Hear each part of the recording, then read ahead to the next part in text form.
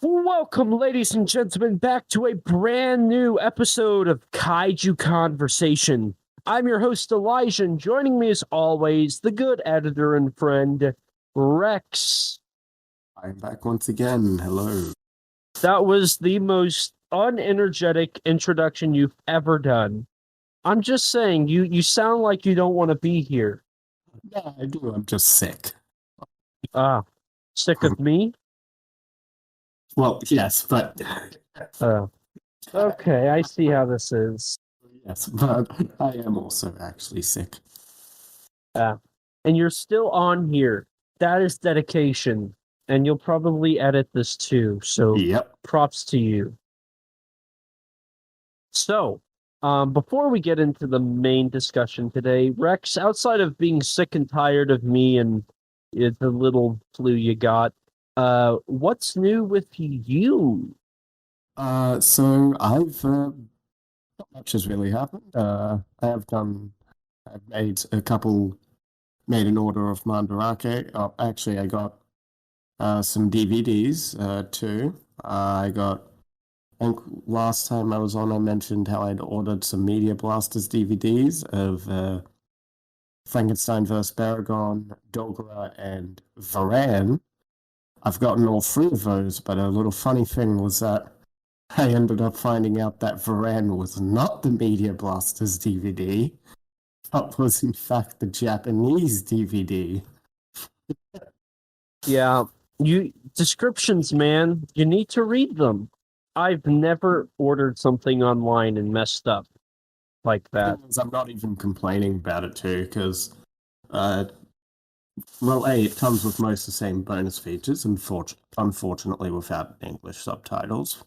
But it also comes with like a little booklet that's like 3 pages. It has a few behind the scenes stills, and there's a fair amount of text that talks about a little bit that, from what I've been able to roughly translate with the help of like this Google Translate feature on phone, basically just talks a little bit about how the film was made briefly, I think. Mm-hmm.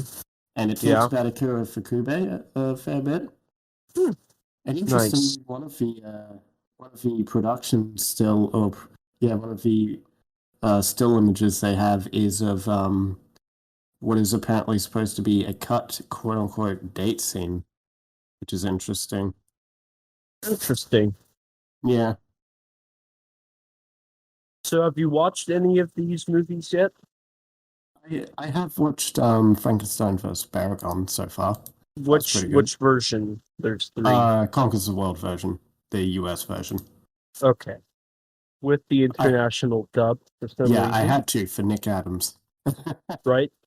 So outside of that, have you watched or seen anything else lately? I've been watching a fair bit of Garo recently. Yeah. Because I sort of started that a little while ago. Took a bit of a break from almost everything I was watching, and then I'm trying to get back into it. And I'm currently a little over halfway through the series. I'm really, really enjoying it. And that's the first season, right? Yes. Okay. So you still the 2005 series, yes. So you still have the TV special, the second season, the TV special I still got to see all those. And correct me if I'm wrong, but there's 3 seasons total, right? I think. Not including anime, of course. Yeah. I mean, I'm not quite sure how the timeline goes, because there seems to be like a couple spin-off TV series with one of the main characters from the show, Racism Raw. Yeah. Hopefully Sentai re-releases some of their Garo and puts out the other stuff. Especially now that things are getting more popular, in Garo especially. Yeah. So anything else? Any other Ultra series or Kamen Rider? Any new action figures or model kits? Yeah, I got in terms of like model kits, I got the Aoshima Mechagodzilla. the Kaiju, and I've almost finished building that. I've just gotta do the tail and his backpack, and it'll be all good. It's kind of like I would compare it to an SH Monster Arts without the paint, of course, because it's a model kit. And it's bigger. So, out of curiosity, what do you like about model kits? Because I've never been able to find them interesting. I just enjoy building model kits, really, because I don't know, there's just something about taking something and putting it together. I guess it's kind of like the same appeal of Legos, really. Except big kids Legos. I mean, I don't like Legos either, so I just angered anybody younger than like 17. But you know what? It's okay. I'm just a cold-hearted person at the center of my personal self. I think my biggest issue with model kits is painting, because I suck at anything artistic. I mean, you don't have to paint it. They'll look better if you do paint them, but you don't have to. It's never a requirement. Some kits look because a lot of kits have really good color separations, especially modern Gundam kits. You do not need to paint those at all if you don't want to, or if you do, it's like you need to paint the eyes and maybe a couple minor details. That's about it for things that you'd probably consider absolutely necessary. Some model kits actually come with already painted pieces, like my Evangelion Kotobukiya kit came with a couple painted pieces for like the eyes, so that was cool. Huh. I know some people really like the Tanaka Studio model kits, but I couldn't spend that much money on one of those. Well, I've never done those sorts of kits. I've only ever done never done those types of resin kits. I've only done like the Gunpla style articulated kits. So what's the difference, if you don't mind me asking? Well, first off, it's the material. Resin kits are made out of resin. Gunpla kits are made out of plastic, and because Gunpla kits and kits like that, sort of the Gunpla style, like the Kaiju I have, are sort of made to be articulated. There's generally like more separate pieces, and you have to like build sort of the insides of the thing itself rather than just from what I've seen of resin kits, you more or less there's less pieces, you more or less put them together and glue them on. Yeah. And that's another thing.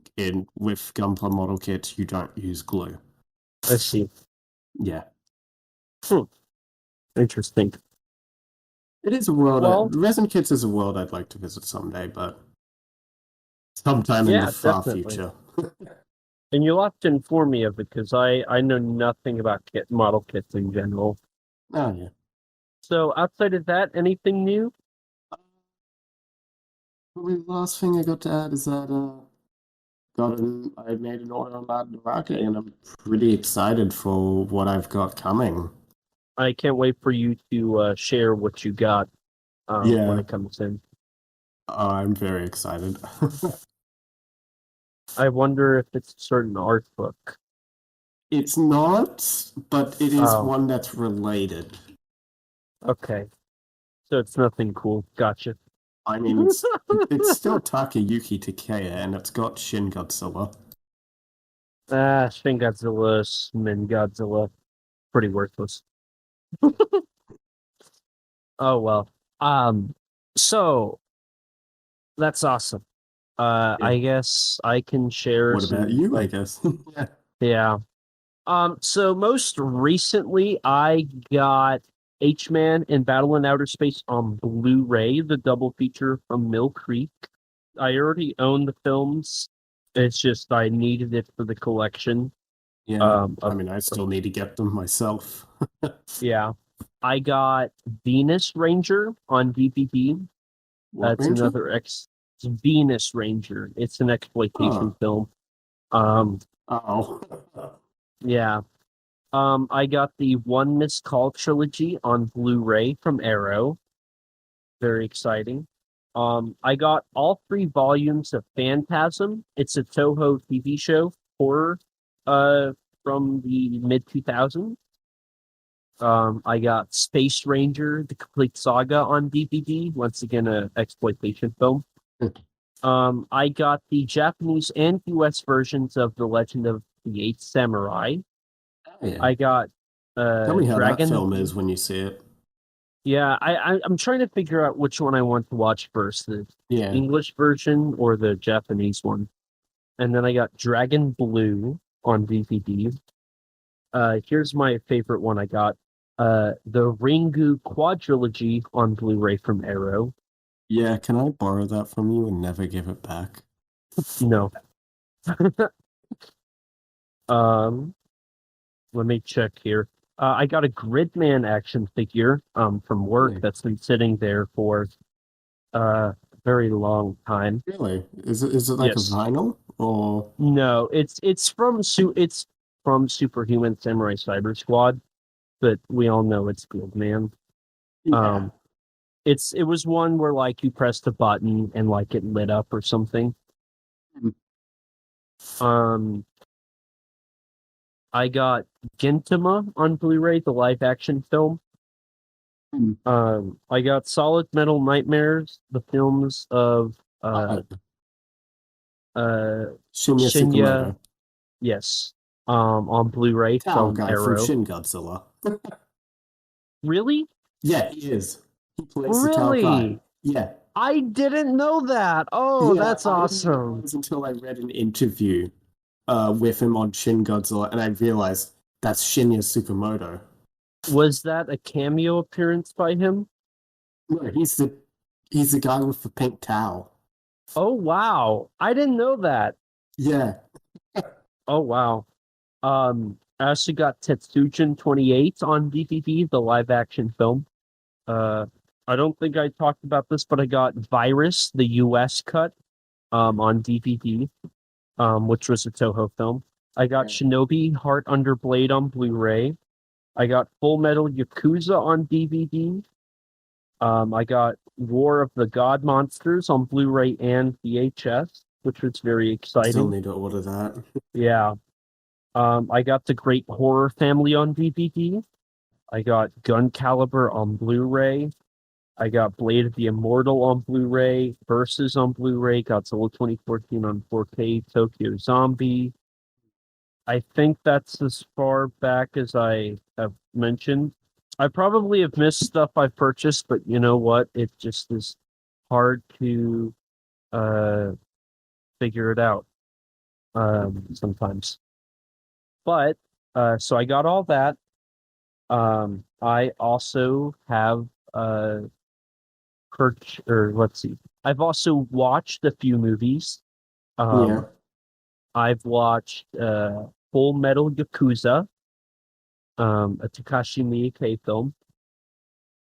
I watched Ring, um, which is my first, I would say, official, even though I know Matango and House are J horror. Ring is kind Yeah. of like the main, that's like the Gojira of J horror, it seems like. Mm. So I saw that. Mm. I watched Versus, which I was really surprised by, and I can't wait to cover that one. That'll Yeah. be a lot of fun. Yeah, I can't wait Uh, to get a hold of that film eventually. mhm. I watched Tetsuo, the Iron Man. Oh, yeah. Um, I don't want to talk about too much because that needs an episode. I Yeah. cannot wait for that. but I listened to the soundtrack on repeat today. Oh, it's got such a great soundtrack. Trying to think if there's anything else of notability I should mention, or if we should go ahead and. Yeah, I think that's about it. I also Last thing, watched. Hmm? I just wanted to mention how I forgot earlier that I also saw a movie called Love and Peace. Oh yeah. How was that? That was actually quite good. Nice. Sion Sono, director of one of my favorite Japanese movies, Why Don't You Play in Hell? Not a kaiju film, but if you ever get the chance to see it, watch it. I can't recommend it enough. But Love and I'm. Peace was very, very good. It's more of a drama than Tokusatsu. Uh, It's th- still hmm? kaiju. It's Yeah, still kaiju. So. yeah. There's the turtle. There's Picadon, the turtle. Mhm. And he does, minor spoiler, I guess spoiler in general. He does grow big at the end. Mm. I mean, that's in the poster. To be Yeah, fair. I've heard nothing but great stuff about that film. I've yeah. It's heard it quite good. compared to Shin Godzilla. So I wouldn't I compare it hope to Shin, but it is quite good. I hope that it eventually gets released by Criterion. I mean, they released Jellyfish Eyes, so it would seem kind of weird that they don't do Love and Peace. That's just my take. It But would fit with Criterion, I'd say. mm, mhm. But I also watched another movie. It came out in 1977. Um, Ah, and yes. it was co-produced by Tsuburaya and Rankin Bass, the people Yeah, behind, uh, behind the King Kong anime from the 60s and King Kong Escapes, which yeah, Tsuburaya was also commissioned to work on. But yeah. it was actually the first in a trilogy of films that Tsuburaya and Rankin Bass worked on. Um, the others being the Bermuda Depths and the Ivory Ape. Um, I don't know what this film was called. Do you know what it was called? I think it was something along the lines of It Extreme was Expedition, Extreme Expedition Ship Polar Bora. yeah, it was like the last something. Uh, The hmm, last, the last human? the last human. That sounds about right. The last man? The last The hunter? last, the last man on Earth with Vincent Price. Is that what I watched? It might have been, but it had a really catchy theme song. Yeah. Oh, it was God, like people who hate the the sarcasm gag are going to be so sick of it right now. yeah. It was like the last. Dinosaur. That was it. The Last Dinosaur from Yes. 1977. Yes. So, yeah, I watched it. Rex, did you watch it? Yep. Nice. And I feel like that's actually a great topic to cover today. So now that we got our ramblings for the 15 minutes that we're on here for out of Yeah. the way, today's episode will be about The Last Dinosaur. Cue the theme song. Oh, wait, copyright. Oh, maybe I should do a cover. The Last Dinosaur. You think I think I could do a good cover of it. What? I think I did a good job. Yeah, you did a good job in some regard, yes. You know what? Let's just get into our opening discussion about this Cool. film. So, what's your history with this film?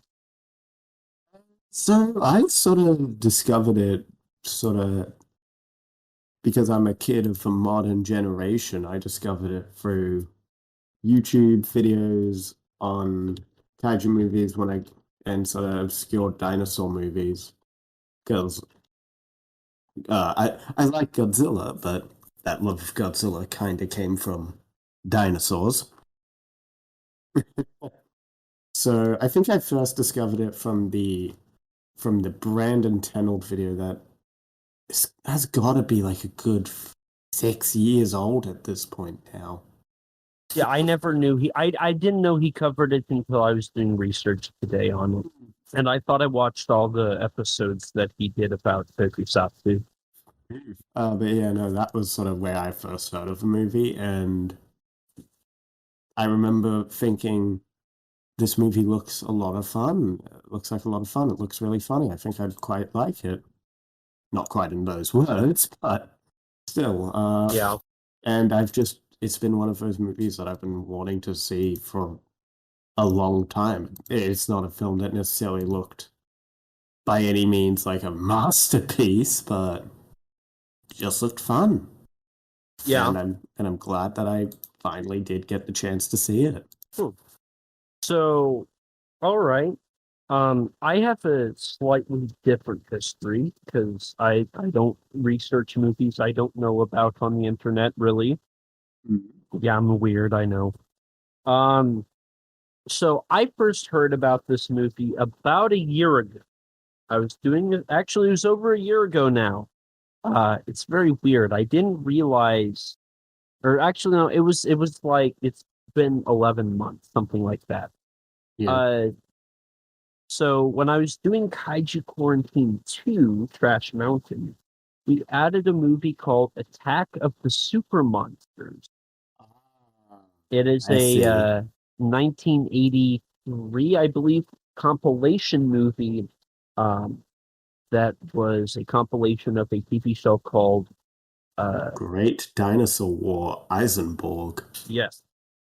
And in it, they reused the suit from The Last Dinosaur. Yeah. And Nathan wouldn't shut up about it. I'm going to get a message now on Facebook Messenger, and he's going to say, well, I'm sorry that I have an obsession like you do of reptilian. And you know what, Nathan?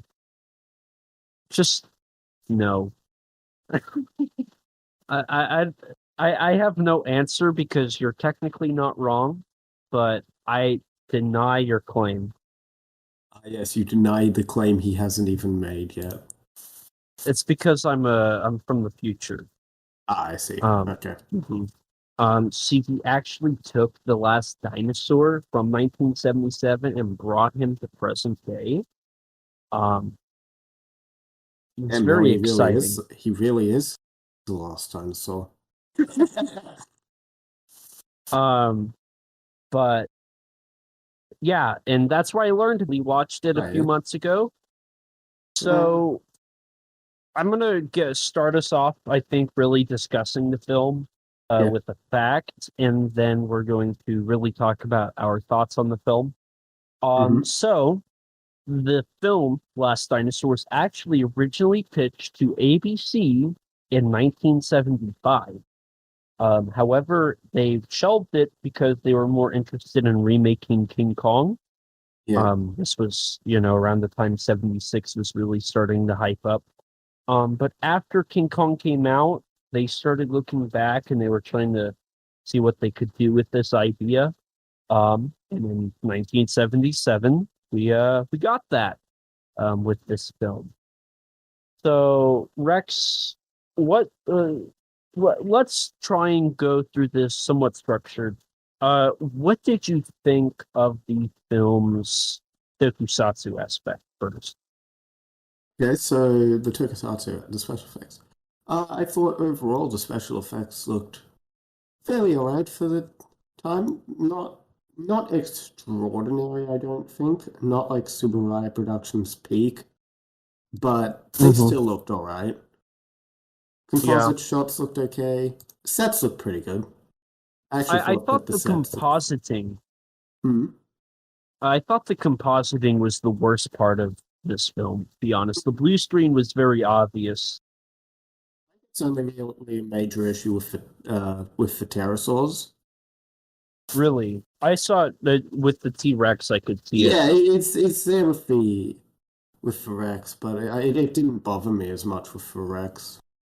But yeah, no, like the T-Rex suit, silly. It's simple, but it works. Right, It works for the film. right. And It's honestly, oh, go ahead. it's nothing extraordinary. It's just serviceable. Right, it works. And honestly, I think the suits look all right. Yeah. I And I didn't saw mind. you go on this time. Oh, I didn't mind the Triceratops at all. Yeah, I thought it looks both pretty of them alright looked too. pretty good. Hmm. The pterosaurs, I was kind of iffy on, to be honest. I don't know. I just think that the way they move, they looked kind of stiff. Like you can tell it's not as advanced as, say, the original Mothra. Yeah. Doesn't necessarily have to be, but still. Now, around 1977, another lower budget film also came out, but took a different approach with the dinosaur special effects. Hmm. The film I'm referring to is called Planet of Dinosaurs. Oh, yeah. Have you watched that one? I have not seen it, but I do. But I am somewhat familiar with it. Okay. Have you seen clips of the dinosaur action in the film? Yeah. Which one would you say looks better? Hmm. The Tokusatsu fan in me wants to say Last Dinosaur, but in all honesty, probably I probably like Planet of Dinosaurs a little bit more. Yeah. And why is that? Hmm. I think I don't know, maybe it's just I think that the dinosaurs themselves look more detailed in Planet of Dinosaurs. Just just their designs, you feel like they've got more scales. There's been just more has been put into making these look like creatures with actual skin and yeah. Right. I do gotta say, the detail looks better, Yeah. and the little cameo by the Rhedosaurus is a nice thing to see. Yeah. You know, I think I might have to agree. I think the dinosaurs look more convincing in Planet. Yeah. I mean, to be fair, they are also more uh quote unquote realistic. Right. Which, are you upset by how the dinosaur looks No, in no. Last? No? I did I find it kind of funny. There were a couple moments where I did find it kind of funny about some of the inaccuracies, specifically with the Yuntaferium, which they called a ceratopsian, mhm. which was really funny because ceratopsians the family Triceratops belongs to. Meanwhile, Yuntaferium isn't even a dinosaur, it's a mammal. Really? Yeah, Hmm. Man, the writing is so good in that movie. something I want to kind of get into a bit later, but Yeah, me too. So going back off this little dinosaur tangent, you said the sets look all right. I gotta agree. I thought they looked. I really like the pit. I really yeah, like that. yeah. I loved all the bones and stuff like that. Hmm. Now, I'm a sucker for camera movement, so let me ask you first, what did you think of the movement and the usage of the camera with its angles and whatnot uh, with the dinosaur? I think with the dinosaurs, it was overall pretty good. I liked some of the far away shots and some of the shots that sort of where you see the bone, where like you're close to the bones, but in the like the bones are in the foreground, I should say, and then the dinosaurs are sort of in the background. I really like those shots. Yeah. but sometimes with the shots of the drama, it just felt very standard TV movie, sort of, I guess. Yeah. Which originally this wasn't supposed to be a TV movie. It Yeah. was supposed to be a theatrical film, but they couldn't get anybody Wasn't it to. released theatrically in Japan? Yeah, so Toho got the rights in Japan and they released Yeah. it theatrically. But in the United States, where it was supposed to be theatrical, they Went ended straight to up TV. had to put it straight to TV because nobody wanted to pick the film up. Which is kind of sad when you think about it. And they cut out 11 minutes of footage. Yeah. And at that time, they also probably had to reduce it to a 4.3 because it is in a widescreen ratio, if I recall. So that was a little sad. Yeah. But this was also Toho's second Tsuburaya film that they distributed in Japan. The first one being Dagoro versus Goliath in 1972, right? Yeah. If I remember right? Yeah. So that's pretty cool. But I can kind of agree with you. Some shots definitely felt more TV movie-esque to me. Yeah. But one thing I loved was the truck shots Oh, of yeah. whenever they were going around the set as the dinosaurs walked, especially Yeah. during the fight in the pit. I Yeah. love that. I'm a sucker for truck shots. Yeah, no, You the know, pit fight is the highlight of the movie. oh yeah, I loved all the camera usage in that scene especially was beautiful. Yeah. And it did have great composition, the depth of Yeah. field and perspective and As I said foreground. before, I just love the bones in the foreground. It really gave it scale, and I really Yeah. liked that. It also was really it did a great job on staying on the rule of thirds and whatnot. Yeah. I was really happy with especially that scene.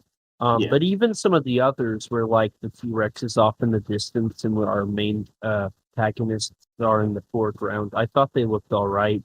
Yeah. So the shots where it's from the ground up, I thought looked weird. I was never a fan of those, especially when he appears out of nowhere.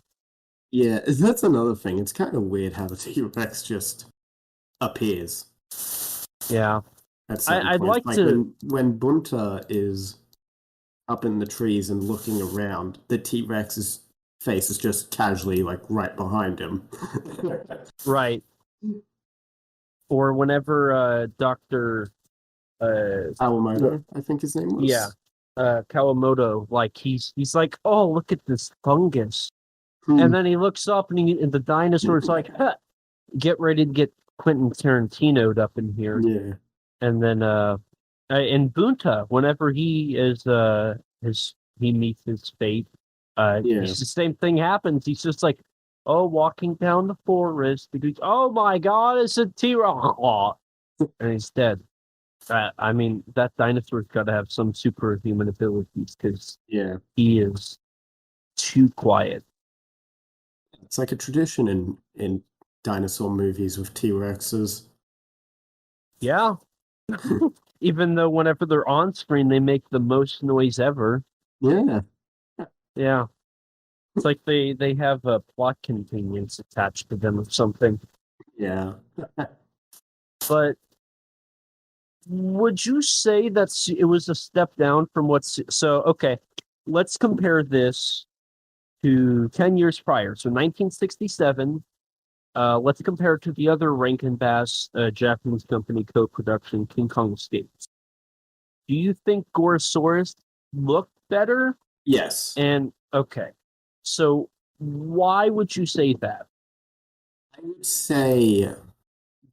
What do you happen to know what materials the two suits were made from? No clue. My guess is what the other suits are typically made out of. Because it looks like either Gorosaurus was made from a different material, or he was just way more detailed by the sculptor. Yeah. Which it could be either or, to be honest. Yeah. Or both. Yeah. So, Gorosaurus just in general looks more detailed, and I don't know, I think the suit folds are less obvious too in Gorosaurus. They're definitely there, but on the head especially seems more secure.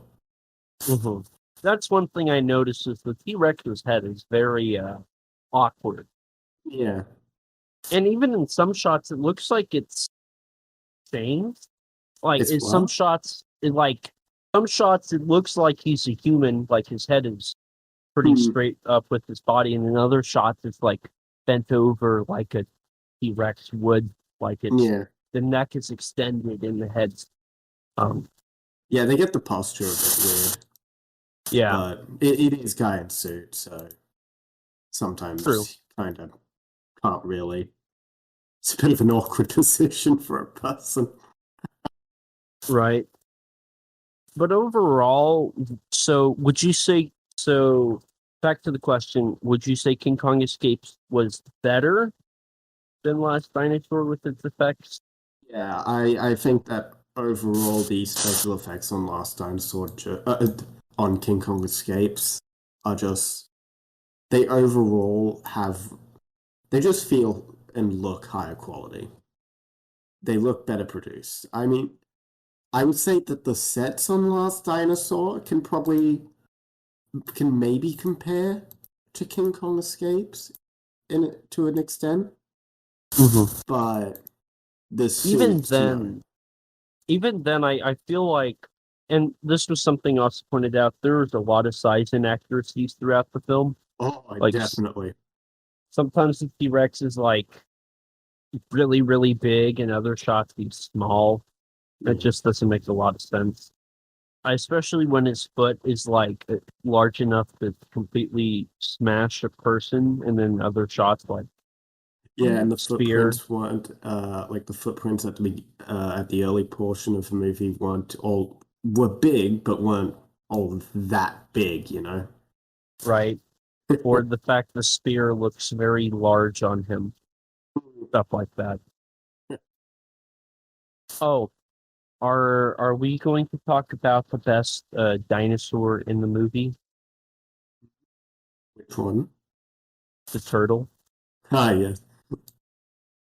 So we've got Skeleturtle fans and we've got Titanis Doug fans. But where's Gabriel the Turtle's love? Like, come on. I mean, look, man. Apparently, Joanne Van Ark, the lead blonde actress, really liked liked filming the turtle scene. Exactly. He's cute. Gabriel is a great turtle. Okay? And it's unfair that nobody talks about him. Because, he was stepped on. No one ever talks about Maneater from All Monsters Attack. He's a giant lizard from King Kong vs. Godzilla. I've heard more people talk about Giant Lizard than I've heard people talk about. Also, Maneater, that's the plant, right? Yeah. Okay. But, okay, you kind of have a point, but also those people know. Nobody acknowledges Gabriel the Turtle. I think it's unfair to him because he has feelings. And, it's not his fault that somebody stepped on him and proceeded to stand on him for an extended amount of time. Yeah. Justice for Gabriel. Stepped on a giant turtle. Maybe they got inspiration from or for Love and Peace from Last Dinosaur. Maybe. Totally. Not like there's another giant turtle or another one from another Tsuburaya production that looks better. But we're going to ignore those for Gabriel. But I also Well, to be fair, that one from Tsuburaya looked good until it appeared in what was it, Go Godman or Go Green Man? Yeah, that's true. Gorosaurus, to be fair. Yeah, and Gabra and Minya and basically anything that appeared in it. That show was basically a graveyard for those suits, or Yeah. a deathbed for this. Yeah, pretty much. But going back, I do. We need to really touch on this a little bit more. The miniatures, when they were launching the Polar Bora, I thought that looked really cool. Yeah. Outside of that, though, I didn't really care for it too much. Yeah. Those miniatures do kind of remind me of the base from the Ultra Garrison's base from Ultra 7. Yeah, I was getting vibes from that, and I was also kind of getting vibes from Supermon. From what? At the Attack of the Super Monsters, or footage from Eisenborg. Well, yeah, Eisenborg is basic. Eisenborg, yeah, the titular Eisenborg that's literally what Eisenborg basically is. Except he's got weapons. Mm-hmm. Which that was kind of interesting, and I'm watching Ultra Taro right now, and I could also kind of look in Last Dinosaur a bit. So it definitely was a product of its time, but I feel like it degraded more than the other, maybe, or rushed time. Yeah, sometimes the film does feel kind of odd in how it like not just how the special effects are, but some other aspects like the editing feel really weird at a couple points. Which I actually think I have the reason for that later on. Oh yeah. The overall story and whatnot. But I really the visual effect. One thing I also want to point out, our suit actor for the T-Rex was Toru Kawai. Yeah. And he is Godzilla for Zone Fighter and Terror of Mechagodzilla. He also played various monsters in Eisenborg and the Ultra series. Meanwhile, the Triceratops, or part of the Triceratops, since it was basically two people in a horse-like suit, was played by Tatsumi Nikamoto, who had played Zone Fighter himself, as well as Agaraga, Ultraman Leo, briefly Ultra 7 within Leo, Titanosaurus in Terror MG, and Eisenbo in Eisenborg.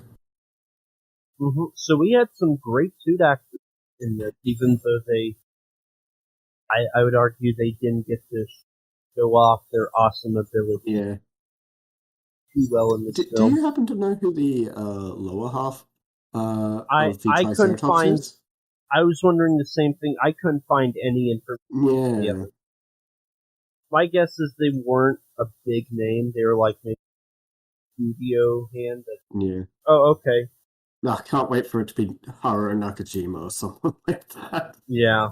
But I was really surprised that Kawai worked on it, because I love his Godzilla portrayal because of how energetic he was.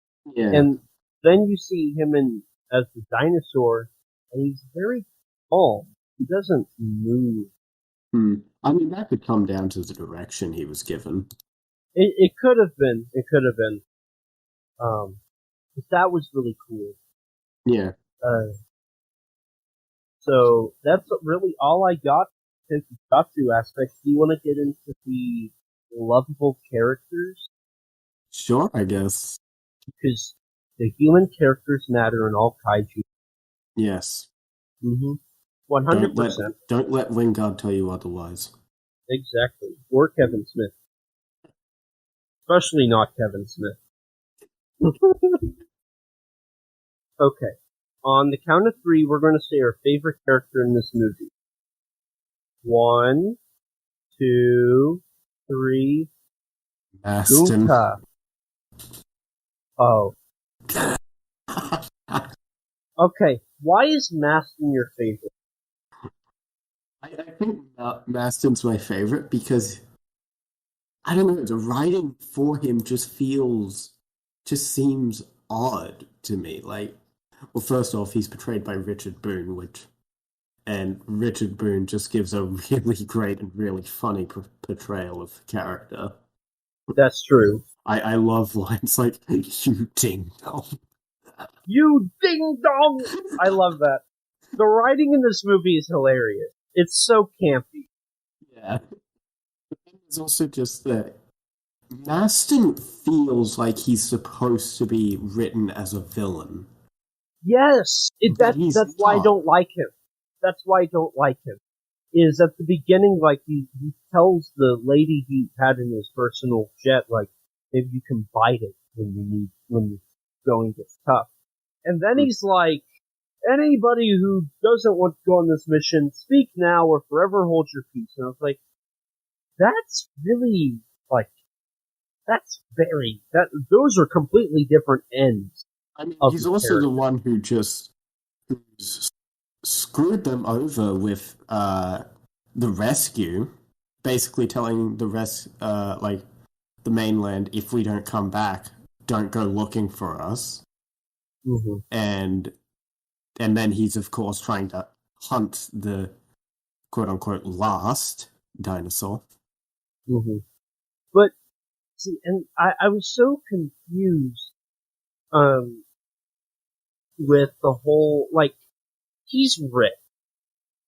Like he's basically Tony Stark, right? Except Yeah. it's for oil. Why is he treated like just some random dude? Like he has a huge company. He can't just go missing. That part felt weird. It's like, are you that down to earth that you don't even realize you not coming back would cause like huge economic problems? Like it with this disappearance, his company is basically in shambles because it doesn't seem like he has a board of directors. Kind of seemed Yeah. like he was like Rockefeller. It was like, Yeah. And okay. then at the end of the film, when when Joanne Van Ark's character and the the guy who was on the first expedition, the last survivor of the first expedition, leave with the polar borer, Maston stays behind, and it just ends with him meeting the native girl, Mm-hmm. going down to the T Rex, and it's like, okay, that's how it ends. That's he doesn't get any sort of comeuppance. He doesn't have an arc. I I think, and I guess I'll go ahead and get into it now. We're really sorry. This movie had two directors. Yeah, Um, the first one, his name was like Greg or something. Let Alex me check. Alex Grasshoff. Yeah, Alex Grassoff. He got fired like in the during production. He got fired, and they hired somebody. His name was uh, Tasun Tasugumbu Kotani. I'm not going to butcher his first name, so I'm just going to refer to him as Katani. Yeah, He was hired back. He's credited as Tom, which kind of gave me Godzilla Rates Again vibes with the shortening of Japanese names. yeah, Um, but they hired him, and he finished the film. yeah, And you can kind of tell, because like I said, Maston changes, like, personalities throughout the movie. yeah, And it doesn't, the ending is more Japanese than the opening.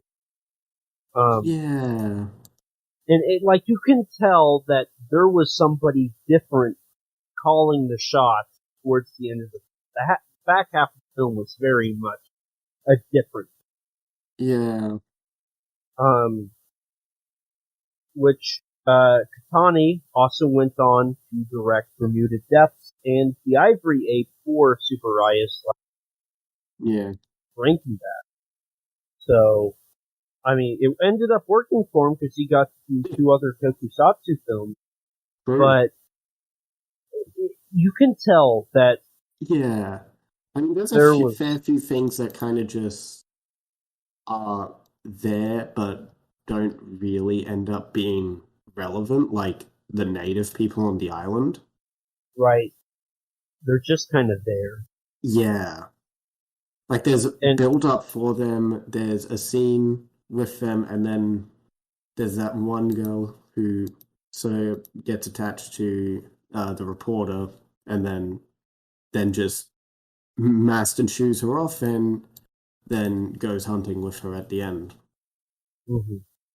Yeah, and then like the whole like the natives fighting our main characters, that was kind of left field, and you can kind of tell like when they change scenes to them fighting, it's very different. Like the whole emotion of the movie becomes like, oh, we're all going to die now if we don't fix it. And it did feel very much different. It was a different tone from there on. Yeah. The opening half was more mysterious and explorative. Second half was more like, fight to the death! We are the apex species. Which can work, but it just True. comes off as kind of Jarring. It just feels odd and jarring. Yeah, I agree. But I think that also helps to its campiness to an extent, which I can appreciate that. As I said before, this is no film this is not a film that's trying to win an Oscar. Right. It's a feature film for I don't agree with the whole idea that creature features are nothing more than just cheesy B movies, but this is the epitome of that. Right. But I do have to say, Maston, I did like him, though I also gotta say his choice in women is kind of weird. He's like 70. They're like 30. That was kind of weird. Awkward silence. Yeah, can't hear my laughing. Your microphone totally cut out. Said, God damn it, you can't hear my laughing. Yeah. But yeah, it just, that was kind of weird. He's like, everybody he was attracted to is like 40 years younger than him. And I was just a little bothered by it. What else to say other than he's a player? Wow. Yeah. But Bunta is my favorite because he's like the only guy there that knows what he's doing. Yeah. Everybody else is just like, kill the dinosaur, or get off the island, or Maston, come back with me, even though I totally like this other guy. I want to be with you. That was also another thing, that weird love triangle. Yeah. Very weird. That felt very out of place. I couldn't tell who was supposed to be with him. It just felt out of place to me. Mm-hmm. It made sense with Maston, but they established that she and him kind of had a thing. And it was like, oh. Well, but she was doing it to get on the expedition. That's true.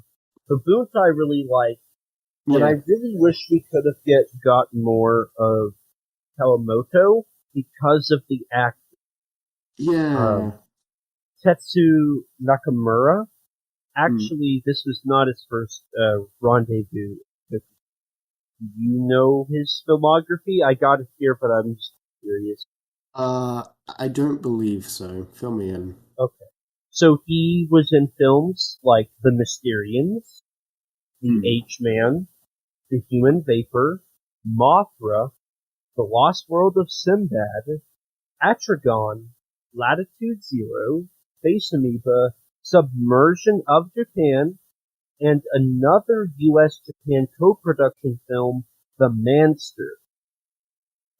And Last Dinosaur was his final film role. Really? After this, he would be out of, he stopped acting after Last Dinosaur.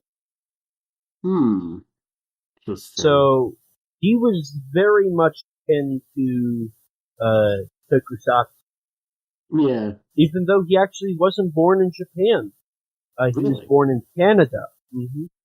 But when I was Googling and looking at stuff, I saw his image, and I could tell I had seen his face before. It's like, what was he in? Because I recently watched The Manster, and he was the evil scientist in that movie. Yeah. And so I was like, oh, really? That's so cool, because they were both co-productions, the American and Japanese company. So I thought that was really cool. But I think Boonka and Maston were both the most memorable characters out of everybody. Yeah. I mean, the scientist, what was his name? The other scientist, Chuck, was it? Yeah, Chuck. Mm-hmm. Yeah, he's just kind of forgettable, kind Generic. of protagonist, except He's not very really, generic. 'cause... He just wants to get off the, get out of there. That's really all he wants. Briefly going back to what I said about Maston feeling like he's supposed to be the villain. Chuck should be the protagonist, but I'm pretty sure he gets just as much or possibly less screen time as Maston. Mm-hmm. Because Maston, despite feeling like he's supposed to be the antagonist, he's more or less the protagonist. Right, and I mean, that's who from the beginning, it starts with Maston, we get a story of how he became who he was, and we just follow Maston. Yeah. So Maston, while he shows antagonistic characteristics, he's very much obviously the main character. Yeah, and that's what I find. That's what I found really odd about the film. It's something you don't typically see, and I'm curious if Bermuda Depth carries it. So whenever I watch that and we cover it, I'll definitely hear our takes on that movie. Yeah. So moving on now. We've been talking for just about an hour, so I think we're going to start wrapping this up. Even though it doesn't feel like an hour, it feels like we haven't about. It feels like it's been like 40 minutes. Yeah. But hang on, we need to discuss this because if we don't, everybody will hate us. What did you think about the music? I didn't think much of it. I didn't really notice it outside of the Last Dinosaur theme, which is a really good song.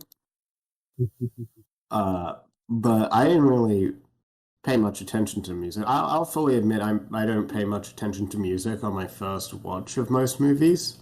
Yeah.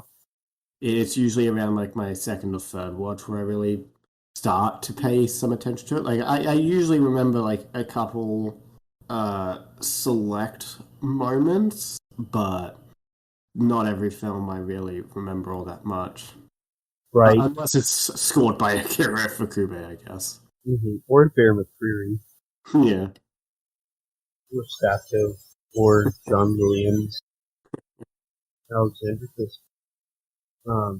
One person I definitely list Joji Excel. I gotta get it in. But yeah, I did. Or I've made peace with Junkie's score. It's not spectacular by any means, but it sounds nice. It's fine. Yeah.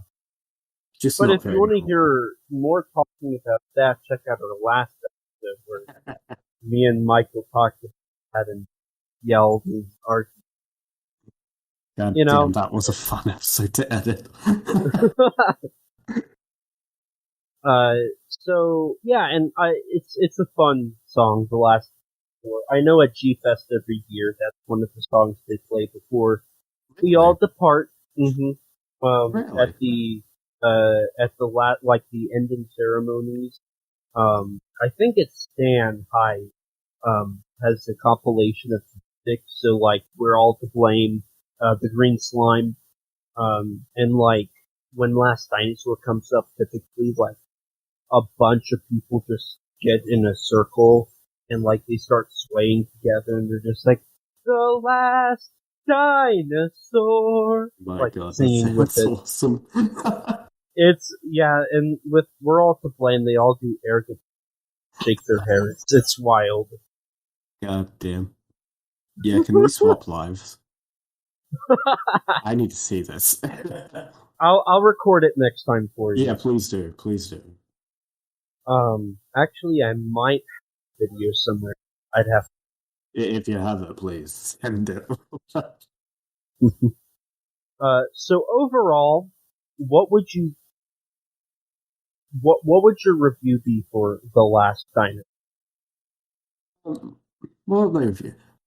The Last Dinosaur is a creature feature through and through. It's a B movie. It's cheesy, but it's fun. It's not it's not that good of a movie, but if you're looking for some entertainment, you'll probably have a good time. There's a lot of great scenes such as when they use the boulder, attach it to the tail, and set the boulder down a cliff, and it takes the T-Rex with it. Yeah. Scenes like that, just so funny, so entertaining. Right. And of course, Richard Boone's line delivery is absolutely fantastic. Right. And I think the best way to describe this movie is it is 100% camp. That is all this film is. Yeah. And there's nothing wrong about that because I think it still works. I think it looks good, it sounds good. It's a fun movie. It's something you put in, you listen to, and, you enjoy. It's popcorn. You ding dong! I love that. I love that line. The writing is very bad in this, and it's okay. Oh, yeah. But it makes it even more of a treat. Mm-hmm.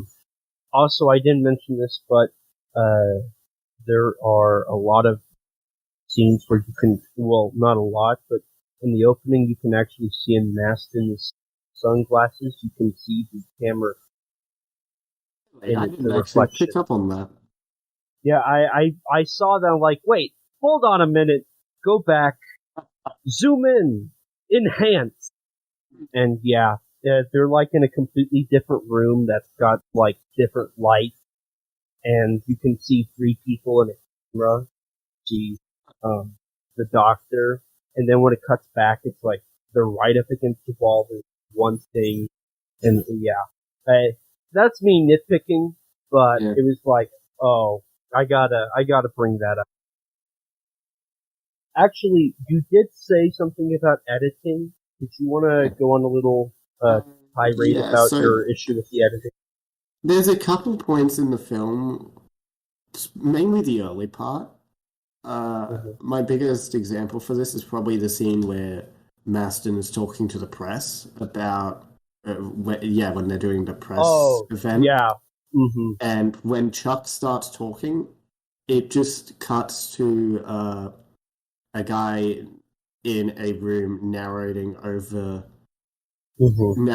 Chuck, and it's cut really abruptly when the guy's narrating. Like, he'll be midway through a word and it'll just cut back to Chuck. And I just found it really odd in general because there was no reason to have this. Yeah.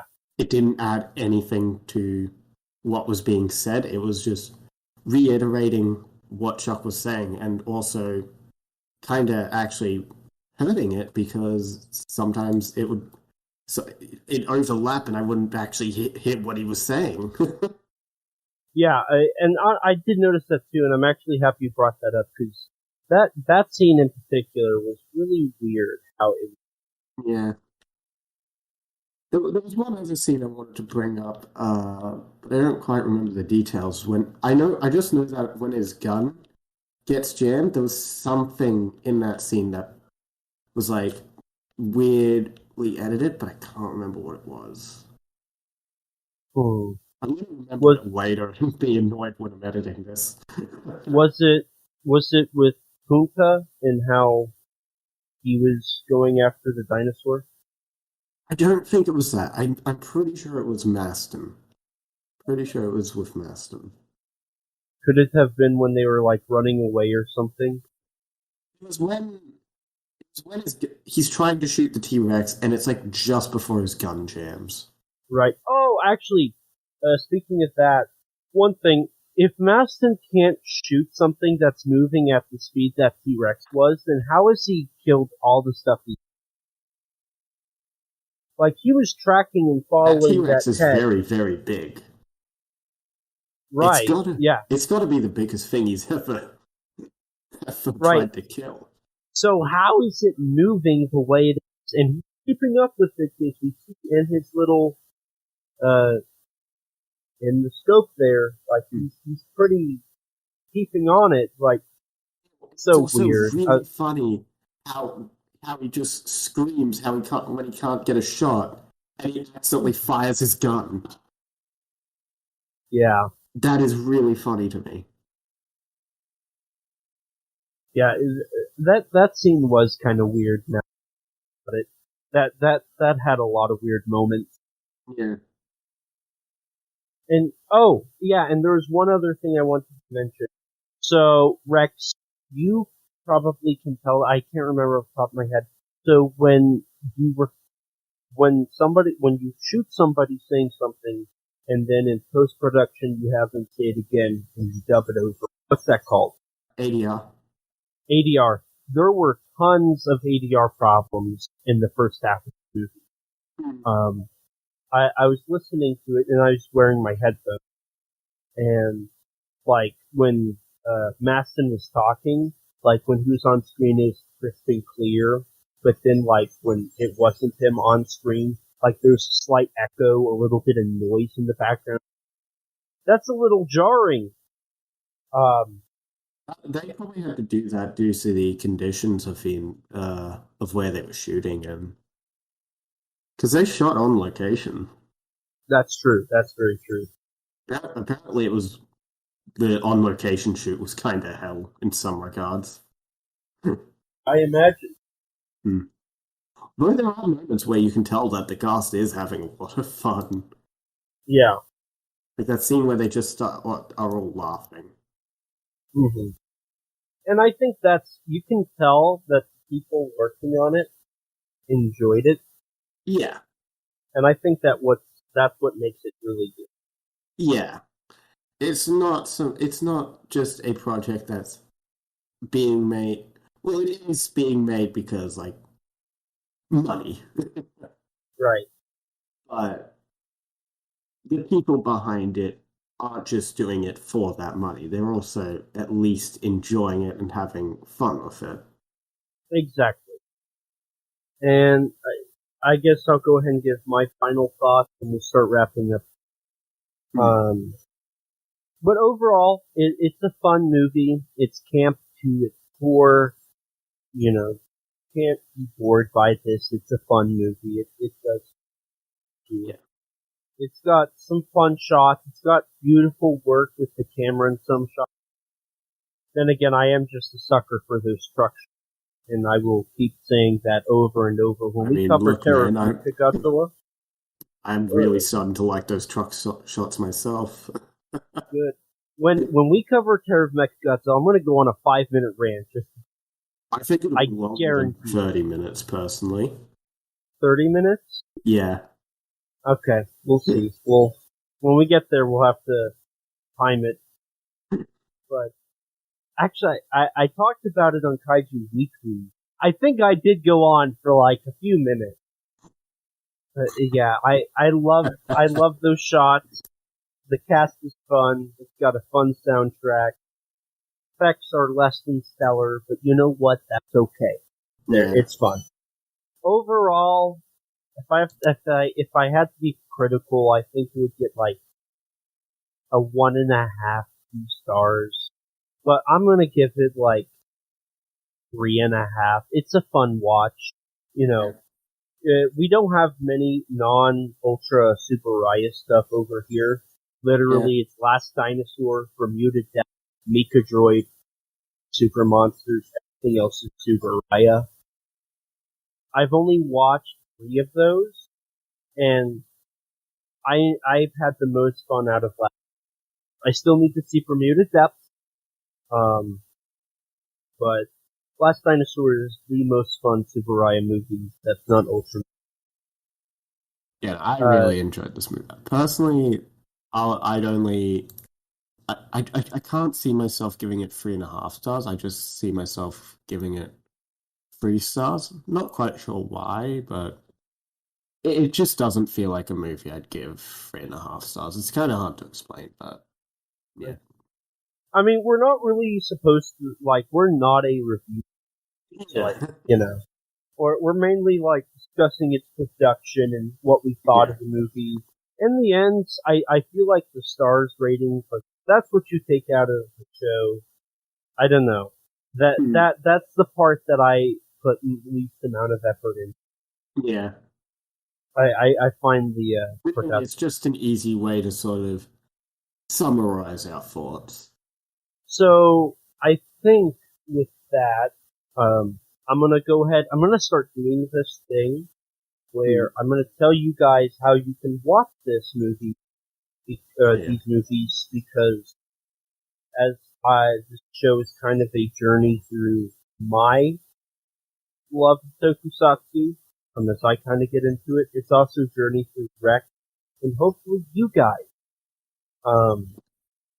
So if you want to watch The Last Dinosaur, it is available on DVD through the Warner Archive Collection. It's an MOD, so it's a burn disc. However, recently, they have re-released their other 2 Tokusatsu titles, that being Green Slime and Bermuda Depth, on Blu-ray. So I think it'd be safe to say we could be expecting a Blu-ray soon of this movie. So you can get it that way. I think it's available on Amazon Prime or other major streaming platforms. Definitely check it out if Godzilla or Ultraman. I think it's right up there. I mean, if you like Eisenberg, then by all means. Oh, definitely. So yeah, that's where you can check this movie out. And if you do, let us know what you thought. I'd be interested to hear what others think of this great movie. I know I posted it on Twitter earlier. A lot of people, I actually have a notification, and it's somebody saying, actually really enjoyed this movie. So, a lot of people like it. It seems like a cult classic Tokusatsu movie where a lot of people sort of know it. I guess it's because it was a TV movie, but a lot of people sort of know it. Not much in the way of major discussions, but again, a lot of people just kind of know it, and from what I've seen, generally like it. Right. So now that I think we're pretty much wrapped up here, Rex, before the lovely viewers go ahead and click off, where can they find you at? What do you do? Who are you? Well, I am Xeno. You can find me on YouTube at Xeno. So yeah, capital REX space capital XENO. You can find me posting on Twitter at Rex_Xenomorph, capital R and capital X. Instagram, you can find me Rex_Xeno, and then check out my blog at thatkaijublog.wordpress.com. I've got interviews with Alan Maxon, King Ghidorah's right head. I've written an article about the production of the Godzilla vs. Charles Barkley commercial, and some other things that I'm sure kaiju fans may find rather interesting. Definitely. And all of that will be in the description below under his link. Check that out. I'm Elijah. I've been your host that's been working with Rex for the last hour and a half approximately.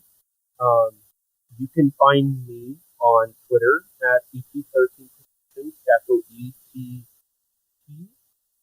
lowercase Ruptions, or on Twitter at capital E, capital T, lowercase HOMAS 197. I also have a Twitter, or not Twitter, Instagram and YouTube. The YouTube is EP13 Productions, capital ET13, capital P, lowercase RODUCKIONS. My Instagram is at EP13 Productions, all lowercase, all one word. I also have a article in the newest issue of Kaiju Ramen Magazine. It actually came out the day of this recording. So, as of today, Kaiju Ramen Magazine issue 2 is live for you to buy. So check that out. It'll be in the description below. I worked really hard. It's the history of King Kong versus Godzilla. I'd say I can't wait to give that a read when I get the chance. Yeah, it's not like, Tanaka woke up one day and, I'll give you guys this. It's a summary, a 10-page summary, of, I typed a lot. Travis was about to, limit me. He was like, 3,000 characters is the limit you can do. And so, I made it work. But it is the history of how King Kong vs. Godzilla came to be, what could have been, and what led us to this. So it's a fun read. A lot of cool information. Hopefully you guys can learn from it. And there's tons of other awesome articles and amazing artwork in that magazine. So check it out. I like the cover. Yeah, it's great job by the artist. Adam Wingard also posted it. Really? Yes, on Twitter. Congratulations to them. Yeah, I was really surprised by it, but he deserved it. Yeah. But outside of that, I also write articles occasionally for GodzillaMovies.com.